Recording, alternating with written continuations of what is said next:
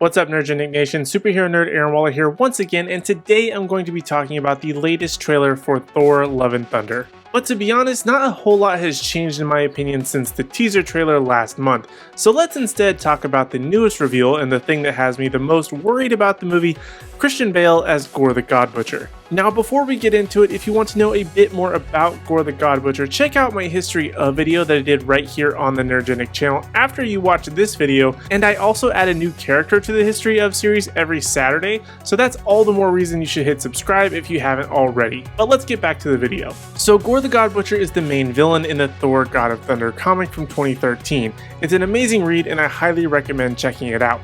But to make a long story short, Gorr is an absolutely ruthless and terrifying villain and quickly became one of my favorites after reading the Thor: God of Thunder comic. So when it was announced that he would be the main villain of Love and Thunder, I was excited and worried as I knew Christian Bale was a very passionate actor, but you never really know what you're gonna get when one of your favorite anything is on the line. So when there were on-set leaks of his character and the reveal of toys hitting shelves, I felt like this would possibly be another amazing comic villain ruined by Marvel. But now that the official trailer and really our first look at the character in action has come out, I can say that I'm cautiously optimistic as I typically am after seeing most trailers. And don't get me wrong, I still think Marvel should have gone all in with this character not having a nose and looking a lot more alien than he looks in the trailer. I mean, it still looks like Christian Bale just with white makeup on. But I'm not trying to hate for hating's sake. In fact, there are a few glimpses of the character as well as on the new poster that genuinely look pretty good. But what does it for me the most is the moment that shows Christian Bale screaming. Likely at the death of his family or some other tragic moment that Gorr experiences in the comics.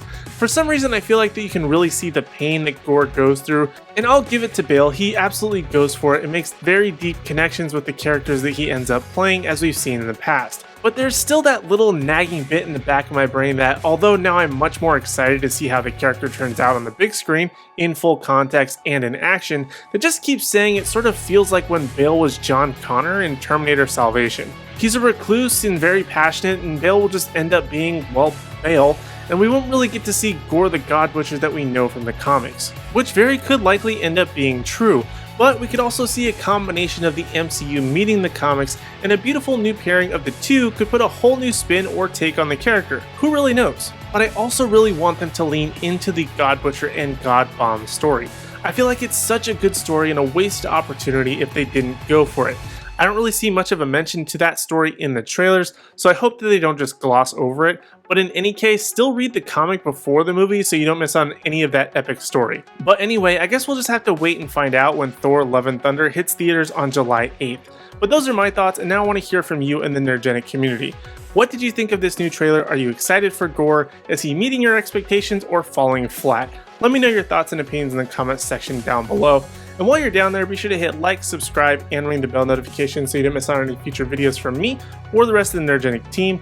And also be sure to give us a follow across all social media platforms at Nerdgenic so you don't miss out on any special news, announcements, or articles at nerdgenic.com. But in the meantime, if you want any more video content from us, be sure to check out these videos on screen. Like this video where I talk about the Chip and Dale Rescue Rangers movie, or check out this playlist of History Of that I mentioned earlier, where I give you the comic book history of various heroes and villains right over here. Other than that, thank you guys so much for watching, we really do appreciate it, and we hope to see you in the next video.